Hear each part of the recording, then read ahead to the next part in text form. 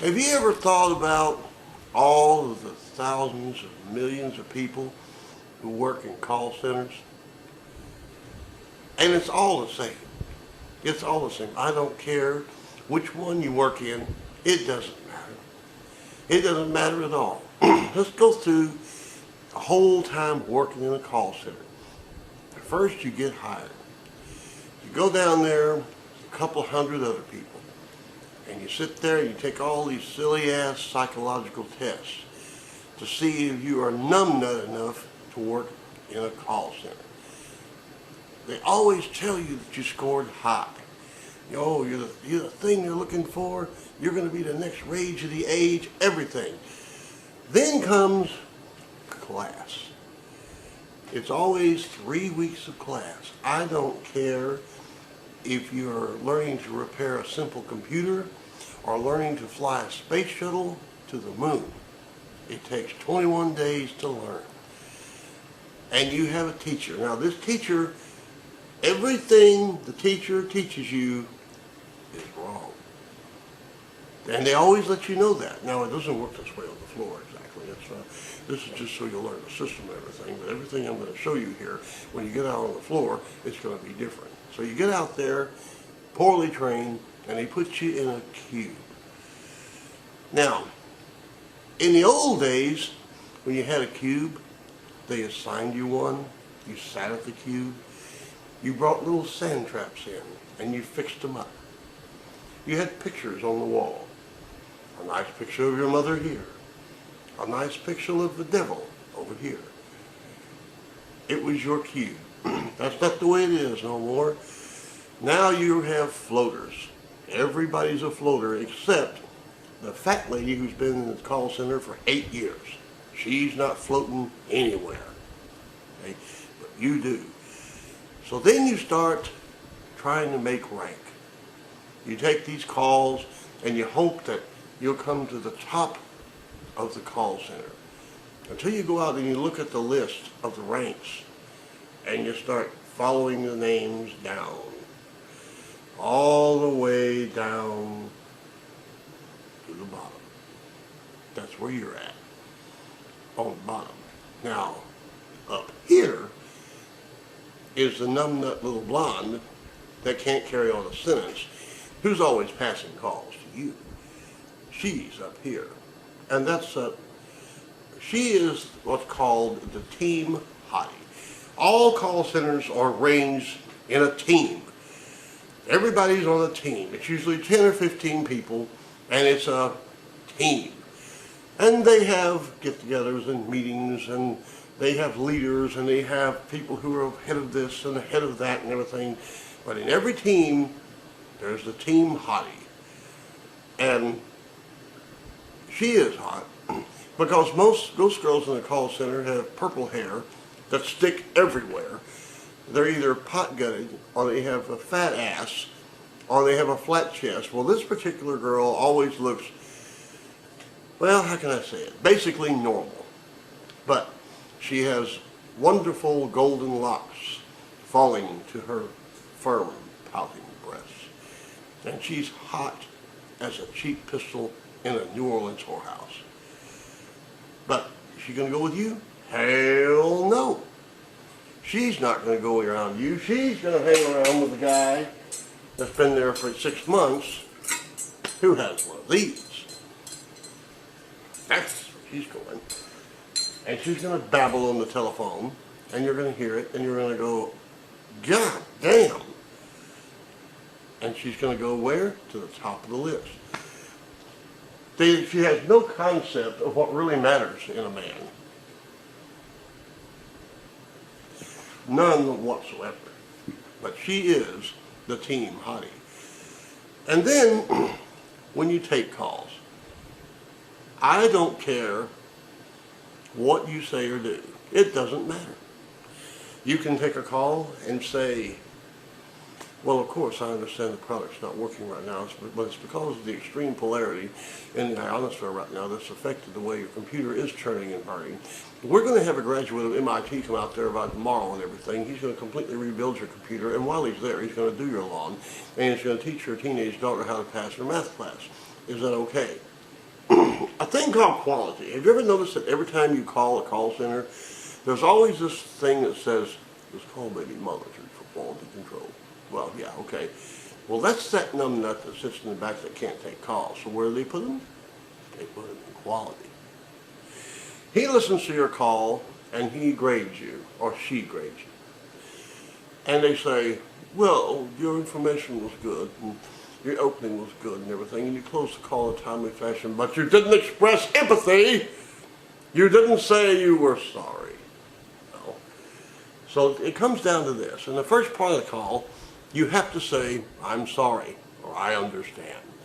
So you get a call, and the call says, the computer I bought from you just kind of blazed up a little bit, and when it did, it melted the plastics to some of the diodes and transistors inside, and my 9-month-old baby was beside it, and the baby inhaled some of the smoke and died before we could get it to the door for the paramedics and everything. Well, I'm sorry to hear that and everything, but I can give you a $25 gift card. Well, you pass quality, you just express empathy. And about the people who call centers, there's a whole subculture that calls a call center. Let me tell you, folks, anybody that calls a call center is a fucking idiot. It's as simple as that. Never, ever forget that.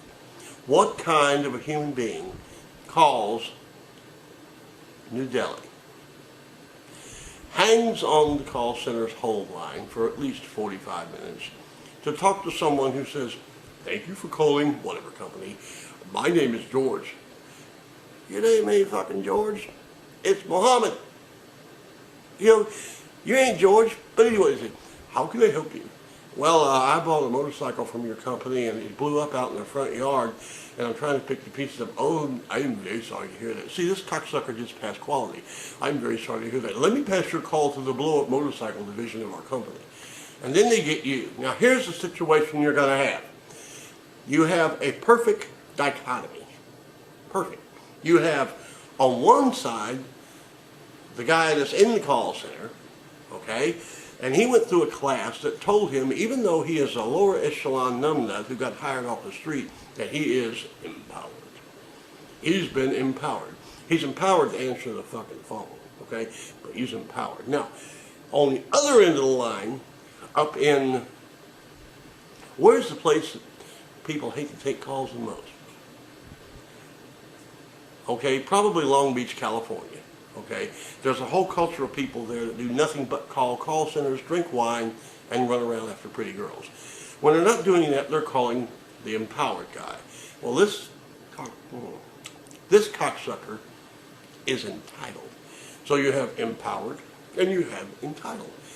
You have an idiot over here that thinks he can do everything, knows he won't, and you have an idiot over here that thinks that the world owes him everything in the world because he bought a 1995 ShamWow off a TV and it got dirty and he was too stupid to put it in the washing machine. He wants 15,000 free ShamWows to last him for the rest of his fucking life. This guy over here is dedicated to getting off of the call in 12.5 minutes. There's the problem. And of course, there's the screaming and cussing. Now, ask yourself, what kind of individual gets on the phone, calls a major corporation, and starts screaming and cussing? What kind of idiot does that? What's in their mind? And their lawyers, and their doctors, and their housewives, and their pretty girls, and they all scream and cuss. Well, you don't know who I am, I'll tell you, but... And then the call will always end the same way. It's almost like there's a script. All people who call centers have two lines that they always use. It's written all right by the telephone, so they'll never forget it. The first line is, they describe this horrendous, horrible thing that's happened to them because what they ordered, the battery went dead, and you didn't send the battery right then. And they say, and that's not acceptable.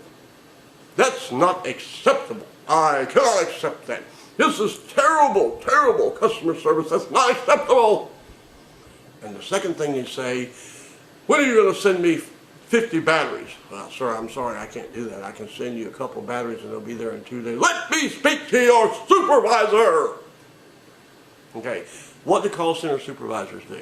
Okay, they sit on high stools and they watch grids to make sure that you're on time, always on time. Now, you want to know, what's it like to work in a call center? How is it to be cool working in a call center? Well, here's what it's really like.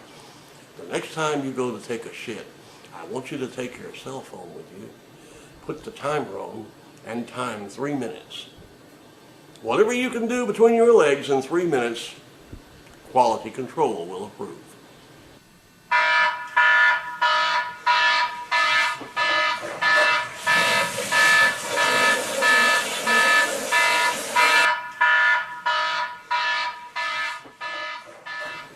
That's what it boils down to. So we have entitled, empower. Let me talk to your supervisor. This isn't acceptable. A hottie at the other end who gets all of the picks and pans. Your ass who shows up on time, but it don't matter. And you have a livable wage. And there you are.